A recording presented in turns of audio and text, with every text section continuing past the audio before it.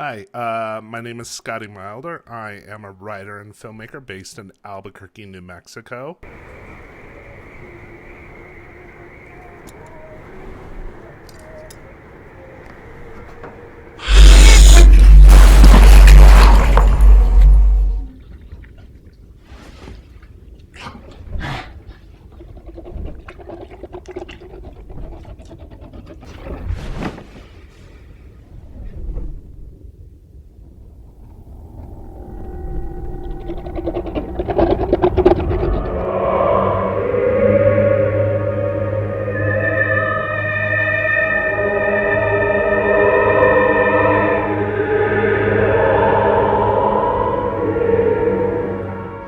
And my short story, The Door, is going to be in If I Die Before I Wake, Volume 3, Tales of Deadly Women and Retribution.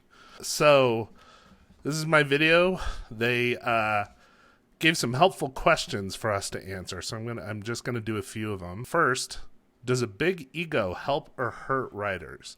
This is actually one of my favorite questions. I actually teach screenwriting here in New Mexico, and one thing I always talk to my students about is the issues of ego. I think to be a good writer, to be a good creative person in general, you do have to have a pretty healthy ego. You have to have some real self-confidence.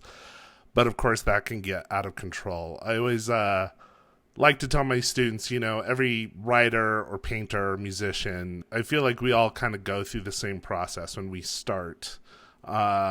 We're very tender about what we do. It's all very protected, and any criticism feels like a personal attack. We're very worried about, am I good at this? Are people going to like this? And then you go to the next stage, which is you get a little bit of positive feedback, and then your head just kind of goes like this. So you go from here to here. And then all of a sudden, nobody can tell you anything. They're all idiots. You're a genius. And if they don't like it, they just don't get it. I think the trick for writers is you got to go, take this to this and then kind of bring it down to here. What is your favorite underappreciated novel? And I would have to say it's without a doubt this book. Might be backwards on your screen there. It's The MD by Thomas M. Dish. It came out in 1991. It was part of his Supernatural Minnesota series, which includes The Businessman, this book, and The Priest and The Sub. I think The MD is the best one. I read it when I was in early high school, I think, when I was really starting to get serious about horror and horror writing in particular. And it was one of those books that really just kind of showed me what's possible in a horror novel. What do you like to do when you're not writing? And that's an easy one. For me, it's skiing. Unfortunately, I don't think I'm going to be able to do it this year because, COVID. Who is your favorite author? If I'm going to be honest, I'm going to have to say it's Stephen King. He was the guy that, I think most people my age, when I discovered him when I was probably about 13, he was the one that made me want to be a horror writer. But if I was going to talk about who my favorite author is of the moment, I'd probably have to say Brian Hodge. He's obviously been around a long time, but his last few books, particularly Skidding into Oblivion, his short story collection, and then his novel The Immaculate Void, just really blew my mind, and I can't get enough of his work. And last, are you on social media, and can your readers interact with you? And the answer is yes. You can find me on Facebook. It's facebook.com/ScottyMilderWrites. You can also find me on Instagram. Just look up ScottyPotty2317.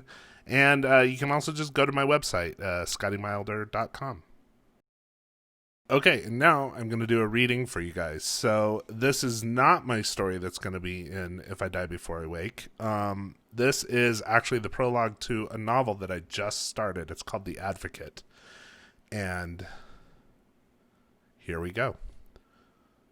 This fucking thing. Come on, Sam, what good's that going to do? This fucking thing. You got a sweet talker. She's very sensitive. She's an ornery bitch is what she cowbarked to laugh. Jesus, Sam. Sam grumbled under her breath and cranked the ignition again. The Toyota's engine made a startled whapping sound, and suddenly there was metal grinding metal, and Cal was shouting at her to stop, stop, stop. God's sake, just stop. She turned the key off and looked at him. So? Yeah, he said, defeated. You're right. She's a bitch. Any idea what it is? Starter, maybe? Or, I don't know, the timing chain? Do you have any idea what you're talking about? He looked at her, imperious. Of course I do. It's clearly the distributor. Clearly. Or maybe the power steering pump. Or the caliper. Does the thing have a caliper? Sam laughed. The fuck's a caliper? I don't know, Cal shrugged. But it's something I've heard mechanics say, so obviously it's the caliper. Or, it could be the alternator. Uh-huh. She opened the door.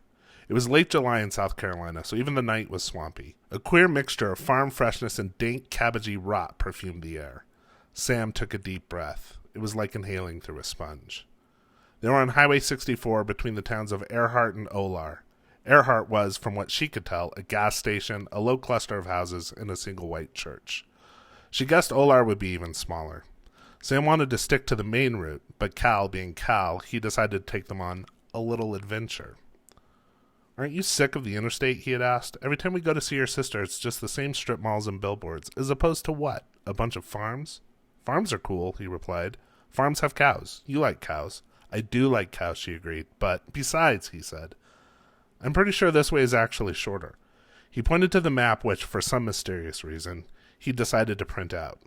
Look at how I-26 swings way up north before hooking west. It's the interstate, Cal. She pointed to the squiggly line he'd marked with a highlighter. This is all back roads. Yeah, but it's about 3 hours the normal way, she said, being sure to place a not-so-subtle emphasis on the word normal. What did Google say about it? He got shifty. You can't trust Cal. I didn't check. So she brought up Google Maps on her phone and typed in Charleston to Augusta. She waved the phone triumphantly in front of his face. 2 hours and 53 minutes.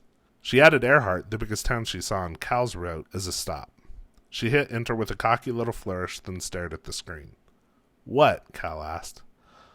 Okay, she started. You just said you can't trust.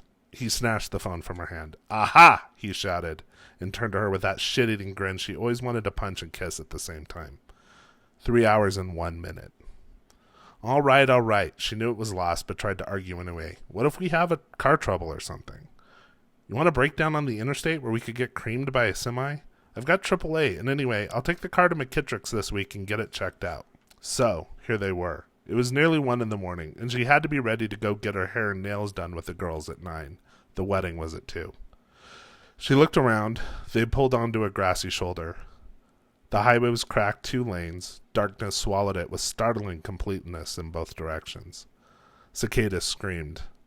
Sam had the sense of trees to the right and a big open field to the left. But who really knew? A summer storm threatened, and clouds utterly blocked the moon and stars. If there were cows, the night had made them invisible. There was maybe a pebble of light way down the way, a house or something, but she couldn't be sure. Cal's door thumped. She turned, barely made out his silhouette in the darkness. You happy? She asked, but without much force. She couldn't exactly blame him for this part of it. It was she who kept futzing around, making them get out of Charleston so late. I just called AAA, he said, not taking the bait. They're sending out a wrecker from Barnwell. She'll be here in 45 minutes. And then what? I mean, the wedding. I know, Sam.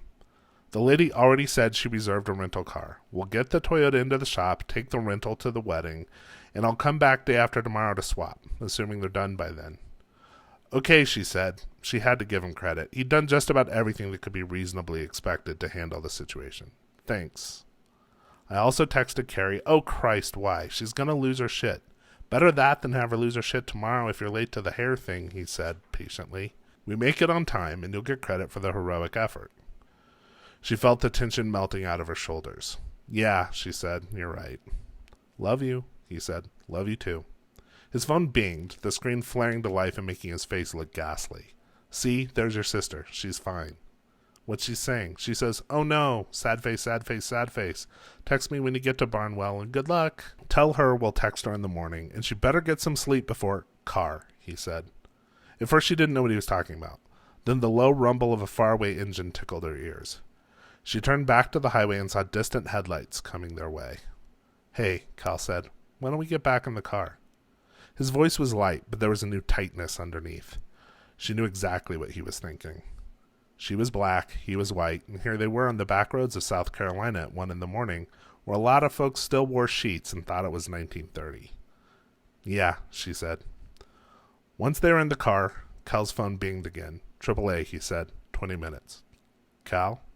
He looked up sharply at her tone, followed her gaze. She was looking in the rearview mirror. Whatever was approaching looked like a truck. It was slowing, then pulling off onto the shoulder behind them. "Don't worry," he said. "Good Samaritan." Sam didn't respond, thinking, how many of those are around these days? It rolled to a stop. The light shut off, and now she could almost see the shape of it, big and rectangular, like a UPS truck. She waited for someone to hop out of the cab, maybe call out. But the truck just sat there, as stonily implacable as a mountain. "I don't like this," Sam said. "Don't worry," Cal repeated, but the way he whispered undermined the message. They stared. Nothing moved out there, but she thought she caught the ember of a cigarette behind the windshield, bobbing up and down. "Okay," Cal said. "I'm going to go talk to him." "Cal, no." He looked at her. "If I don't, he's going to come to us. You, just stay here. Stay out of sight." He opened the door. "Wait," she said, grabbing her purse from the back seat. She pulled out the little black canister she kept tucked in the back pocket. "Just be sure to spray away from your face." He took the canister. She expected some wisecrack, hoped for it. Instead, he just nodded and got out. The door thunked, and suddenly Sam felt like she was sealed inside a sarcophagus. She watched Cal get swallowed by the darkness looming in front of the truck. For a moment, his pale blue shirt seemed to hover there, disembodied, and then it was gone. Little Nas X sprayed from her purse, and she nearly screamed. She fumbled for her phone. "Hey," Carrie's voice dripped with sympathy and maybe just a little self-satisfaction. "Everything okay?" "Yeah," Sam said. "Look, don't worry about making it for the hair business," Carrie said. "I don't want you guys driving through the night and crashing into a ditch or something. Just get a room in Barnwell and we'll see you when you get here, okay?" "Okay, look, Carrie, something's weird. Can I call you back?" "Weird? How?" "There's a truck." The syrupy condescension left Carrie's voice immediately. "A truck? What, the tow truck?" "No, a truck pulled up behind us. It's just sitting there. Cal got out to talk to the guy, but stay on the line with me, Sam," Carrie said. "Don't hang up." "Okay, look, I'm going to go see if Cal's okay." A scream cracked the night wide open. Sam dropped her phone. Carrie's voice tinkled up from the floor. "Sam? Sam?" Sam turned in her seat and peered through the back window. That couldn't have been Cal, could it? The truck just sat there. Sam's arms dimpled with goose flesh. She felt a thrumming vibration course through the air, like a low-grade electrical current. Something moved, a flash of red darting snake-like through the murk. Sam opened her door, just a crack. "Cal?" she called. No answer. "Sam!" Carrie was practically screaming from the floor. "Talk to me!" Sam thought she heard the scrape of a boot through the grass. "Cal?" she shouted. Tap, tap, tap. It was the passenger window. "Sam!" Carrie was crying now. Her voice sounded far away. Tap, tap, tap. Sam turned. The door opened. The tow truck driver, a good old boy named Gary Rascombe, arrived 10 minutes later. By then it was raining. The Toyota sat on the grass shoulder alone, the passenger door gaping like a mouth.